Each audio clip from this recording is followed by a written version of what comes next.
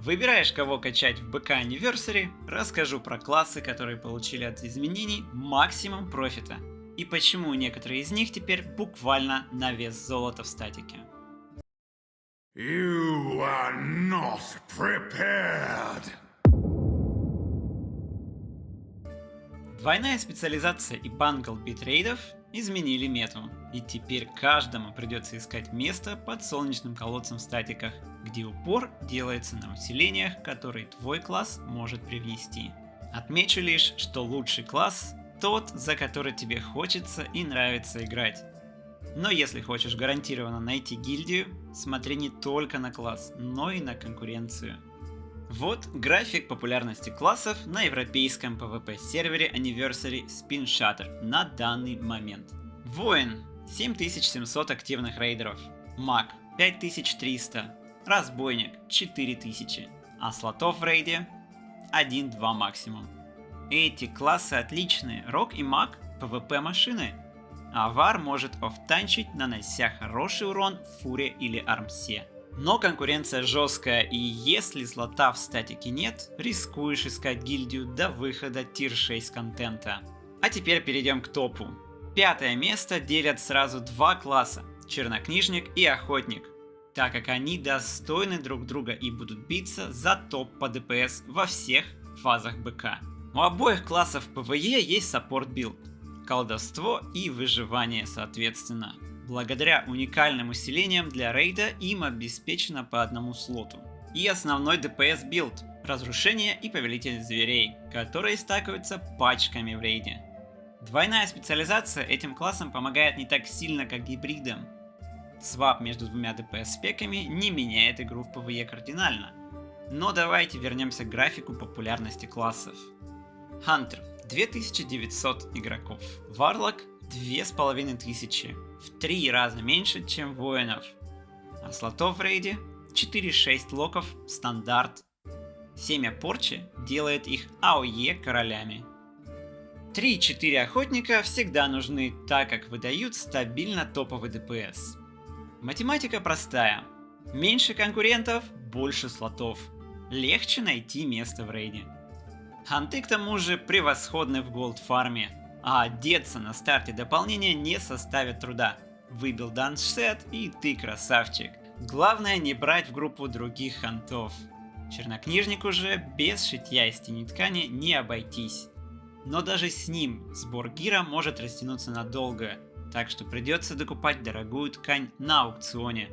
Зато эти предметы перейдут с тобой во вторую фазу дополнения, так как являются бисовыми.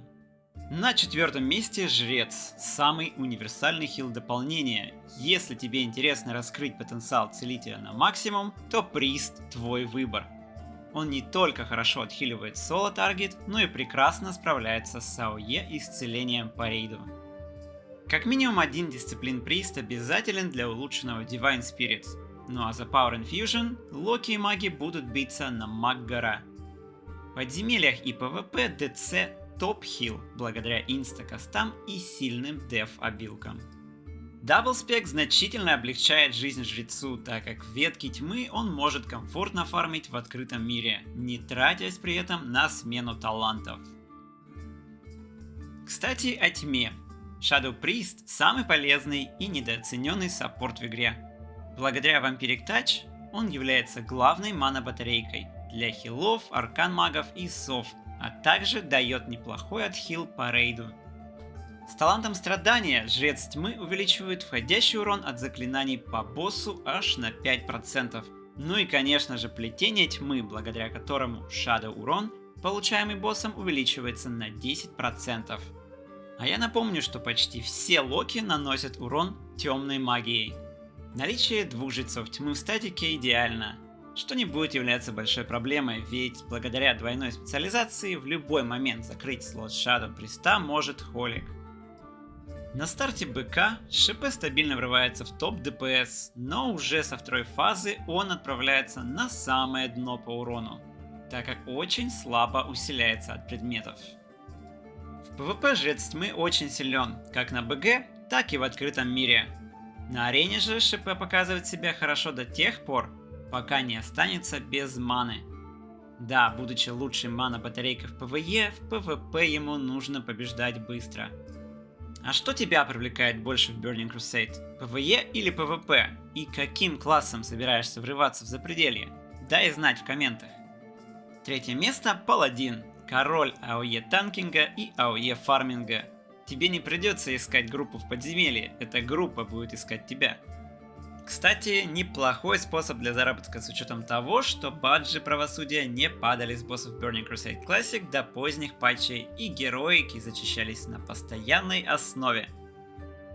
А будучи офф-танком, ты всегда сможешь свапнуться ветку возмездия. Кстати, о ретриках. Урон в ПВЕ остается стабильным, но не выдающимся. Однако благодаря улучшенной печати Воина Света, один слот в рейде всегда найдется.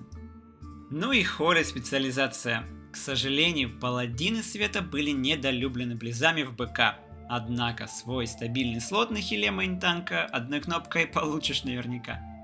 В идеале рейду нужно 3 паладина, чтобы получить все важные усиления от благословений. Ну а ауры делают этот класс еще более полезным. Подземелья тебе также будут рады. Если ты играешь или планируешь играть за Альянс, то искать статик нужно уже сейчас, до старта дополнения. А если ты находишь это видео полезным, то жми лайк и подписывайся на канал. Ну а мы продолжаем. И второе место заслуженно получает Шаман. Шаманы всегда были самыми востребованными в БК, благодаря Бладласту или героизму, а также тотемам, усиливающим группу. Обычно шаманы могли претендовать на 5 и более мест в рейде, так как они нужны каждой группе, и даже если жажду крови сделают рейдовой на серверах Anniversary, польза от тотемов никуда не денется, и 4 спота для них обеспечены. Шаман ветки исцеления может рассчитывать на место в рейде всегда, так как Рестор один из сильнейших хилов в игре. Он отлично справляется как с исцелением рейда, так и мейн танка. При этом вносит огромный импакт, в том числе тотема маны, который облегчит жизнь всем хилам и аркан магу. Как и прист, Рестор Шаман получает свои сладкие бенефиты от двойной специализации. Можно создать Энг или Элем билд, который подойдет для PvP и для фарма одновременно. Шаман стихий наносит топовый ДПС на ранней стадии дополнения. И пусть начиная со второй фазы он составляет компанию ШП внизу ДПС метра, польза для рейда у него остается прежней. Тотем ярости увеличивает спелл хит и крит на 3%, так что Элему будут рады в каждой группе кастеров. Шаман ветки совершенствования. На протяжении всего дополнения остается в середине ДПС таблицы, но улучшенный тотем Винфьюри гарантирует ему минимум 1, а если мили групп 2, то 2 места в статике. Но и о востребованности шамана в подземельях и говорить не приходится. В ПВП шаманы не блещут. Безусловно, на БГ можно играть и получать кучу фана. Но когда речь заходит об арене, ни один спек у синих звезд с неба не хватает. Хотя, сделать -1 под Бладластом в пятерке бесценно. И по аналогии с Альянсом, если ты собираешься врываться на шамане за орду, стоит заранее подыскать статик. И наконец, первое место. Король универсальности. Друид. В классике участь друида довольно печальна, зато в БК каждый спек стал играбельным, а иногда и топовым. А с нововведениями Anniversary этот класс раскрывается еще лучше. Смотрим график. 2300 игроков, самая низкая популярность среди всех классов, а слотов в рейде стабильно 3. Если умеешь играть друидом на хорошем уровне, ты золото для любой гильдии. Мишка – лучший мейн-танк дополнения, благодаря генерируемому им агро. А это будет большой проблемой в БК, где варлоки и ханты соревнуются в том, кто первый сорвет босса с танка. Фералу даже не нужно менять таланты для свапов кота и обратно, и он может наносить урон на хорошем уровне и как офф-танк, особенно после второй фазы дополнения.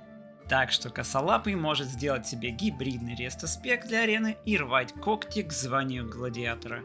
Хотя для этого придется подтянуть скилл на достойный уровень. Друид – один из самых сложных классов, и именно поэтому за него играть особенно интересно. На игру чистым котиком рассчитывать не стоит, даже если у вас в рейде мейн-танк пал или вар. Медвежью задницу на полэкрана вы будете видеть довольно часто. Зато Ферал, как и Паладин, может зарабатывать танкингом в подземельях. Рестор топ-1 не только на арене, но и в рейдах, когда речь идет о чистом исцелении по рейду и офф-хилу танка. Равных в первой половине дополнения у пенька нет. Долгое время мейнил этот спек БК и редко опускался на вторую строчку по хилу вплоть до Санвала. Но когда речь идет о пользе для всего рейда, дерево уступает шаманам, хоть и дает суперполезную ауру к увеличению входящего хила. Также, благодаря тому, что рестор хилит в основном ходками, то на энкаунтерах, где нужна мобильность, он особенно хорош. Правда, и скорость передвижения у дерева значительно снижается, так что нужно быть крайне внимательным, чтобы не отъехать от АОЕ. Звездная курица, Умкин или попросту сова, главный мем классики, расправляет крылья в первом дополнении World of Warcraft. Пусть урон Амоне не вышел, усиления, которые он привносит, уж очень велики, чтобы не взять его в рейд. Совиная форма дает ауру плюс 5 крита кассерам в группе, а улучшенный волшебный огонь плюс 3 хита всем физ ДПС в рейде. Правда, min-max статики могут предпочти полноценный совет Dream State хила. Незавидная участь для такого друля. Ну и конечно же другие обилки, которые будут полезны как в рейдах, так и в данжах, боевое воскрешение и озарение. Первый навык полета достается друиду бесплатно вместе с 60% флай-формой, которая прокачивается у классового тренера уже на 68 уровне. Это открывает дорогу в подземелье крепости бури для друлей на 2 уровня раньше, чем остальным классам. А сбор травы по всему Аутленду, не выходя из флайформы, делает профессию травничества самой популярной у друидов. Если хочешь видео про профессии для каждого спека в БК Anniversary, пиши в комментах. И успей подписаться на канал до открытия темного портала. Увидимся в Запределье. Решил за кого играть? Присоединяйся к гильдии Диктаторы на спиншаттер за Орду. Ищем активных игроков для БК, стабильное закрытие рейдов, PvP активности и просто приятное общение. Инфа в описании.